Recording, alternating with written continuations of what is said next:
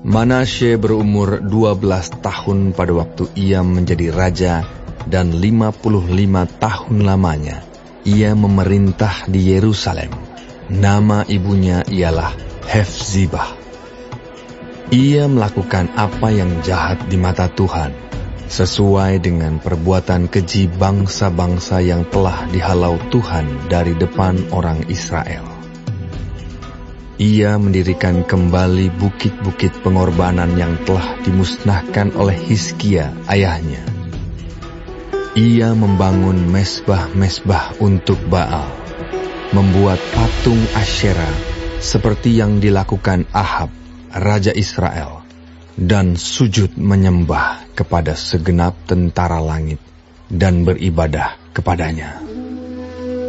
Ia mendirikan mesbah-mesbah di rumah Tuhan, walaupun sehubungan dengan rumah itu, Tuhan telah berfirman, "Di Yerusalem, aku akan menaruh namaku." Dan ia mendirikan juga mesbah-mesbah bagi segenap tentara langit di kedua pelataran rumah Tuhan. Bahkan, ia mempersembahkan anaknya sebagai korban dalam api, melakukan ramal dan telaah, dan menghubungi para pemanggil arwah dan para pemanggil roh peramal. Ia melakukan banyak yang jahat di mata Tuhan, sehingga ia menimbulkan sakit hatinya. Ia menaruh juga patung Asyera yang telah dibuatnya dalam rumah, walaupun sehubungan dengan rumah itu, Tuhan telah berfirman kepada Daud dan kepada Salomo anaknya, "Dalam rumah ini dan di Yerusalem, yang telah kupilih dari antara segala suku Israel, aku akan menaruh namaku untuk selama-lamanya. Aku tidak akan membiarkan bangsa Israel lagi dibawa keluar dari tanah yang telah kuberikan kepada nenek moyang mereka, asal saja mereka tetap berbuat tepat seperti yang telah kuperintahkan kepada mereka, dan tepat menurut hukum yang telah diperintahkan kepada mereka oleh hambaku Musa." Tetapi mereka tidak mau mendengarkan, dan Manasye menyesatkan mereka, sehingga mereka melakukan yang jahat lebih daripada bangsa-bangsa yang telah dipunahkan Tuhan dari hadapan orang Israel. Kemudian berfirmanlah Tuhan dengan perantaraan para hambanya, yakni para nabi. "Oleh karena Manasye, Raja Yehuda, telah melakukan kekejian-kekejian ini, berbuat jahat lebih daripada segala yang telah dilakukan oleh orang Amori yang mendahului dia, dan dengan berhala-berhalanya, ia telah mengakibatkan orang Yehuda berdosa pula. Sebab itu beginilah firman Tuhan Allah Israel, sesungguhnya aku akan mendatangkan malapetaka atas Yerusalem dan Yehuda, sehingga setiap orang yang mendengarnya akan bising kedua telinganya. Dan aku akan merentangkan atas Yerusalem tali pengukur sama seperti atas Samaria, dan tali unting-unting sama seperti atas keluarga Ahab. Dan aku akan menghapuskan Yerusalem seperti orang menghapus pinggan, yakni habis dihapus, dibalikkan pula menungging. Aku akan membuangkan sisa milik pusakaku, dan akan menyerahkan mereka ke dalam tangan musuh-musuh mereka, sehingga mereka menjadi jarahan dan menjadi rampasan bagi semua musuh mereka. Oleh karena mereka telah melakukan apa yang jahat di mataku, dan dengan demikian Mereka menimbulkan sakit hatiku, mulai dari hari nenek moyang mereka keluar dari Mesir sampai hari ini. Lagi pula, Manasye mencurahkan darah orang yang tidak bersalah sedemikian banyak, hingga dipenuhinya Yerusalem dari ujung ke ujung, belum termasuk dosa-dosanya yang mengakibatkan orang Yehuda berdosa pula, dengan berbuat apa yang jahat di mata Tuhan. Selebihnya dari riwayat Manasye, segala yang dilakukannya dan dosa-dosa yang diperbuatnya, bukankah semuanya itu tertulis dalam kitab sejarah raja-raja Yehuda?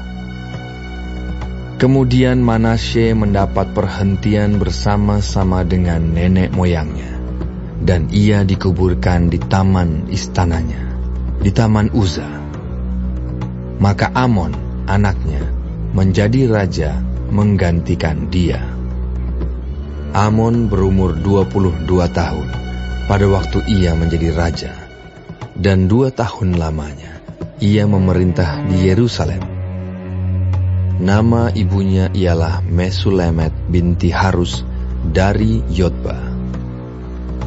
Ia melakukan apa yang jahat di mata Tuhan, seperti yang telah dilakukan Manasye ayahnya. Ia hidup sama seperti ayahnya dahulu, sambil beribadah kepada berhala-berhala yang disembah oleh ayahnya dan sujud menyembah kepada mereka. Ia meninggalkan Tuhan, Allah nenek moyangnya, dan tidak hidup menurut kehendak Tuhan. Dan pegawai-pegawai Amon mengadakan persepakatan melawan dia dan membunuh raja di istananya.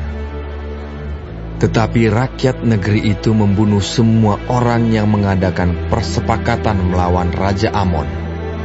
Dan rakyat negeri itu mengangkat Yosia, anaknya, menjadi raja menggantikan dia. Selebihnya dari riwayat Amon, apa yang dilakukannya, bukankah semuanya itu tertulis dalam kitab sejarah raja-raja Yehuda? Kemudian ia dikuburkan dalam kuburnya di taman Uza. Maka Yosia anaknya menjadi raja menggantikan dia.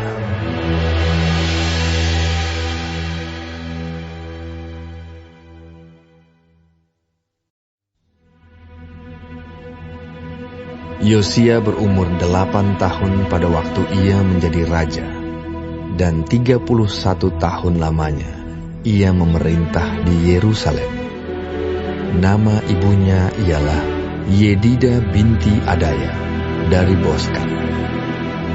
Ia melakukan apa yang benar di mata Tuhan dan hidup sama seperti Daud, bapa leluhurnya, dan tidak menyimpang ke kanan atau ke kiri. Dalam tahun yang ke-18 zaman Raja Yosia, maka Raja menyuruh Safan bin Azalia bin Mesulam, panitera itu, ke rumah Tuhan. Katanya, "Pergilah kepada imam besar Hilkia, suruhlah ia menyerahkan seluruh uang yang telah dibawa ke dalam rumah Tuhan, yang telah dikumpulkan oleh pihak rakyat, oleh penjaga-penjaga pintu. Baiklah itu diberikan mereka ke tangan para pekerja yang diangkat untuk mengawasi rumah Tuhan, supaya diberikan kepada tukang-tukang yang ada di rumah Tuhan untuk memperbaiki kerusakan rumah itu, yaitu untuk tukang-tukang kayu, tukang-tukang bangunan, dan tukang-tukang tembok, juga bagi pembelian kayu dan batu pahat untuk memperbaiki rumah itu. Tetapi tidak usahlah mengadakan perhitungan dengan mereka mengenai uang yang diberikan ke tangan mereka, sebab mereka bekerja dengan jujur." Berkatalah imam besar Hilkia kepada Safan, panitera itu, "Telah kutemukan kitab Taurat itu di rumah Tuhan." Lalu Hilkia memberikan kitab itu kepada Safan, dan Safan terus membacanya. Kemudian Safan, panitera itu, masuk menghadap raja. Disampaikannyalah kabar tentang itu kepada raja.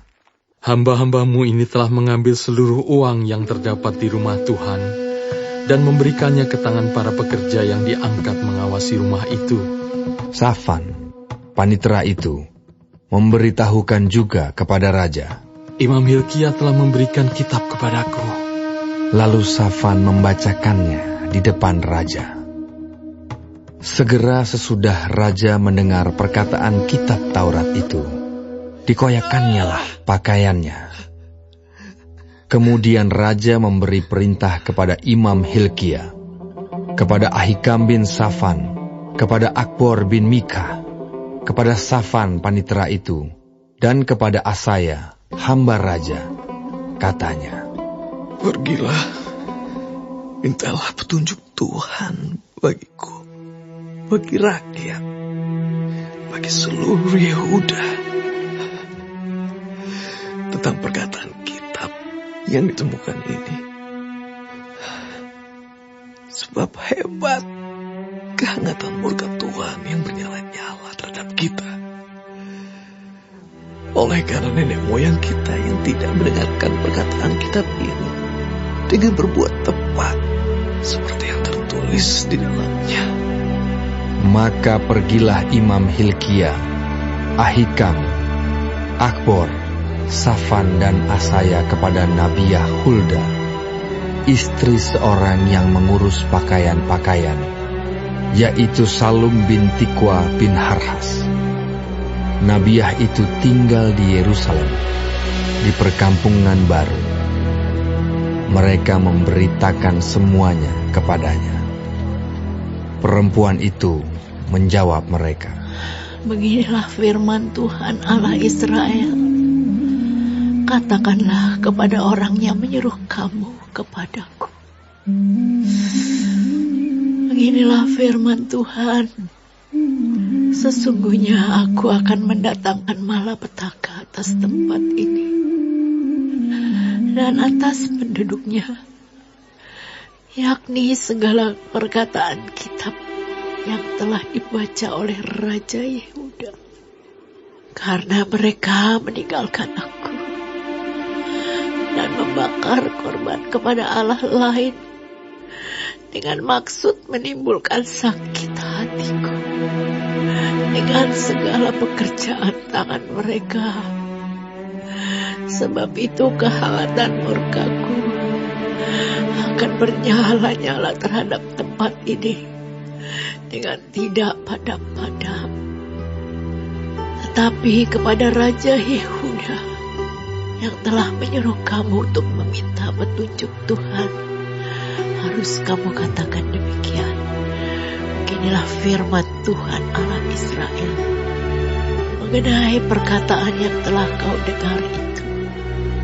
Oleh karena kau sudah menyesal dan kau merendahkan diri di hadapan Tuhan pada waktu engkau mendengar hukuman yang kufirmankan terhadap tempat ini dan terhadap penduduknya, bahwa mereka akan mendahsyatkan dan menjadi kutuk. Dan oleh karena engkau mengoyakkan pakaianmu dan menangis di hadapanku, aku pun telah mendengarnya. Demikianlah firman Tuhan. Sebab itu, sesungguhnya aku akan mengumpulkan engkau kepada nenek moyangmu, dan engkau akan dikebumikan ke dalam kuburmu dengan damai. Dan matamu tidak akan melihat segala malapetaka yang akan kudatangkan atas tempat ini. lalu mereka menyampaikan jawab itu kepada raja.